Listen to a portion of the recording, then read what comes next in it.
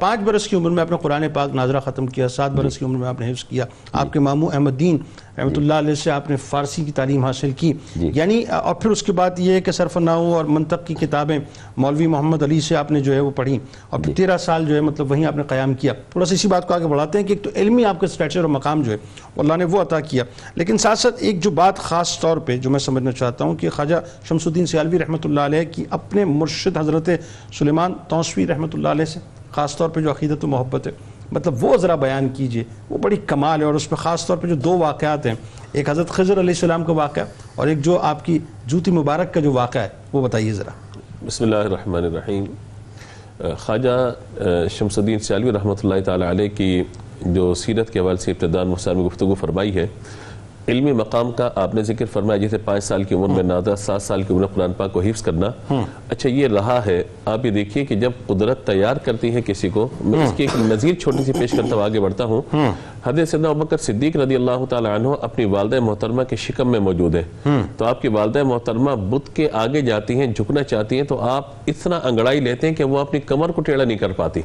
یعنی جب اس کو پڑھتے ہیں تو بعد میں لوگوں نے لکھا ہے نیچے کہ ان کا معاملہ یہ تھا کہ اللہ تبارک و تعالی نے ماں کے شکم کے اندر ہی آپ کو یہ سعادت بخشی تھی کہ آپ نے اپنی والدہ محترمہ کو بت کے آگے جھکنے نہیں دیا، صدیق اکبر اللہ تعالیٰ کی والدہ محترمہ۔ تو آپ اسی طریقے کا دیکھتے چلے جائیے، سرکار غوث پاک رحمۃ اللہ تعالی کا معاملہ دیکھیے، انہیں بھی تیار کیا گیا، والدہ محترمہ کے شکم سے چھینک کے جواب دینا، یہ ساری چیزیں ہیں۔ اور پھر بزرگوں کے یہ واقعات کے پیدا ہوتے، 15 پاروں کے حافظ، 18 پاروں کے حافظ، یہ سارا سلسلہ چلتا ہوا آتا ہے۔ اسی طریقے سے جب اللہ تبارک و تعالی کسی پر مہربانی فرمانا چاہتا ہے تو قرآن پاک میں کیا ہے، وَكَانَ أَبُوهُمَا صَالِحًا،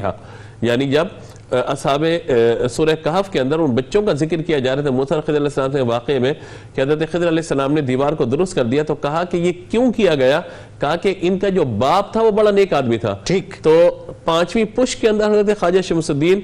سیالوی رحمۃ اللہ تعالی علیہ یعنی والد محترم اور ان کے دادا چلتے چلتے یا 5ویں پشت کے اندر اب یہ بشارت جو موسیٰ پاک شہید رحمۃ اللہ تعالی علیہ نے بیان فرمائی تھی، وہاں جو محنت ہے، کوشش ہے، اس کا صلہ یا 5ویں پشت کے اندر اللہ تبارک و تعالی عطا فرما رہا ہے۔ تو یوں ہوتا ہے کہ بندہ نیکی کرتا ہے، اس کا بدلہ اللہ تبارک و تعالی اس کی نسلوں کو نسل در نسل بلکہ 7 پشتوں تک عطا فرماتا ہے۔ اس لیے آپ یہ دیکھیے کہ جب تیاری کی گئی، سارا معاملہ ہوا، تو آپ دیکھیے کہ جب خاص طور پر اپنے مرشد کریم کی بارگاہ میں حاضر ہوئے اور سارے معاملات ہیں، تو سفر کے دوران جب اپنے مرشد کریم کے ساتھ آپ کا سفر جاری ہے تو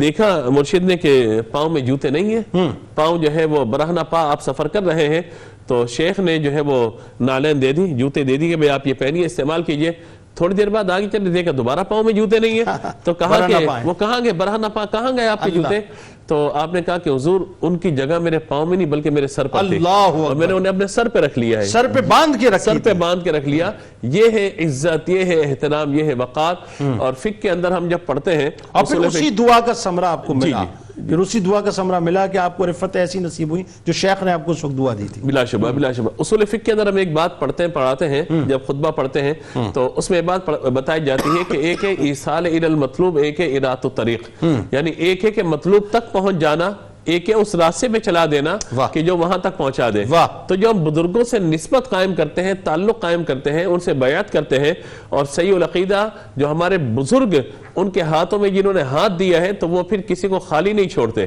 بلکہ ہاتھ پکڑ کے منزل تک پہنچا دیتے۔ آپ اس لیے آپ یہ دیکھیے کہ جو بھی معاملاتوں اکتساب فیض اپنے شیخ سے کیا جائے۔ جب حضرت خضر علیہ السلام تشریف فرمایا آپ کی خدمت میں، نورانی چہرے والے بزرگ موجود ہیں مرشد کی بارگاہ میں، تو جب وہ تشریف لے جانے لگے واپس، ملاقات کر کے واپس پلٹے، تو شیخ نے فرمایا کہ جائیے بھائی، جنہوں نے حضرت خضر علیہ السلام کی زیارت کرنی ہے تو جائیے زیارت کیجئے۔ سب چلے گئے، آپ بیٹھے ہوئے،